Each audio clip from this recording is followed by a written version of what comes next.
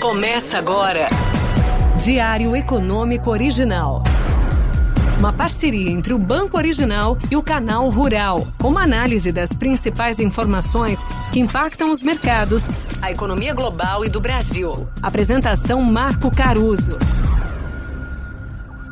Bom dia, pessoal. Hoje é quinta-feira, 27 de abril de 2023 e esse é o seu Diário Econômico Original.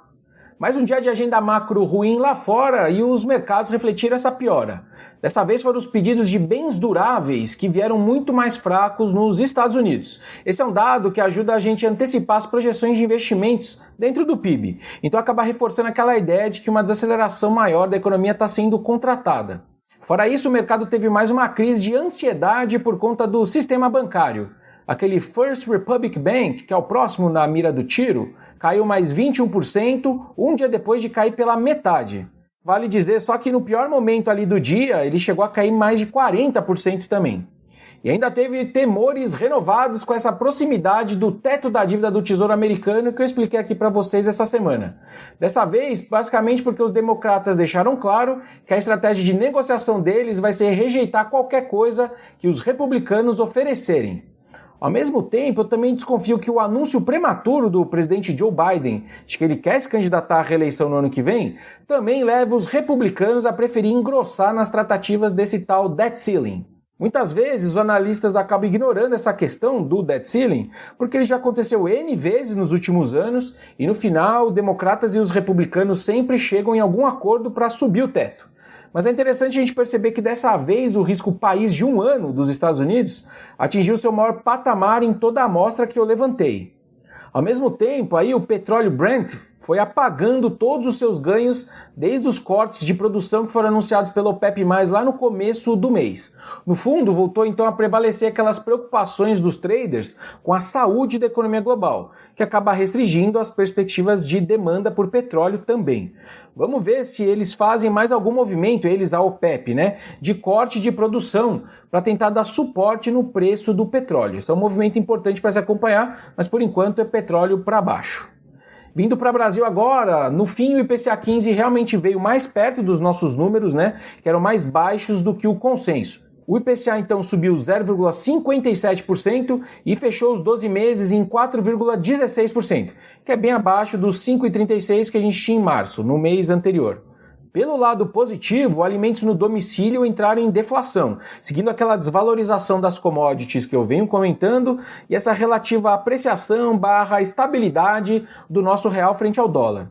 Os bens industriais também voltaram ali para o seu padrão histórico, que vale dizer é de variações baixas nos meses. Então esse é o lado positivo do IPCA. Mas o grande desafio segue com aqueles preços menos voláteis e mais inerciais, a exemplo dos núcleos que o BC gosta de olhar.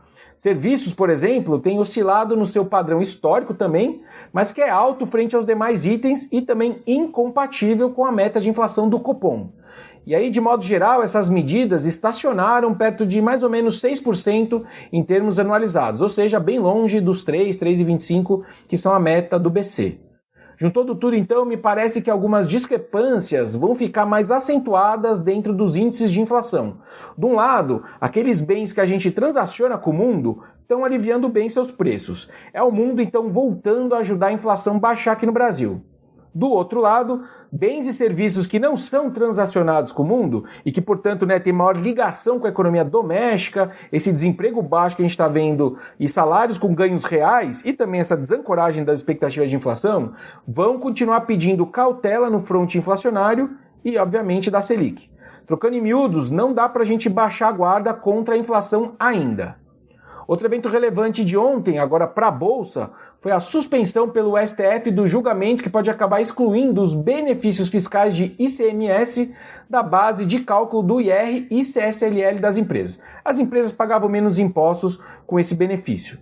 Apesar dessa suspensão, a sessão do STJ seguiu e já se formou maioria pela tributação sim desses incentivos. Então as empresas passariam a pagar mais.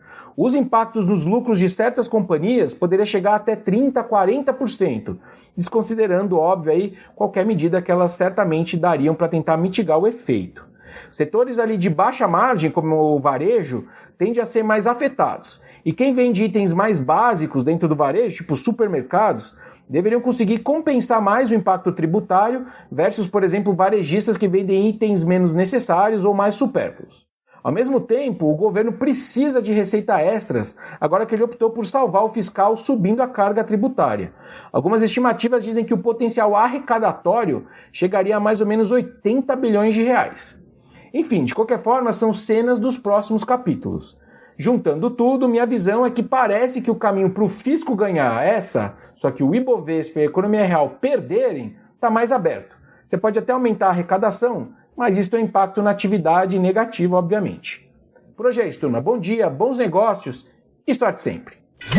Você ouviu Diário Econômico Original, uma parceria entre o Banco Original e o Canal Rural, com uma análise das principais informações que impactam os mercados, a economia global e do Brasil. De segunda a sexta, às 6 da manhã, no Spotify e YouTube.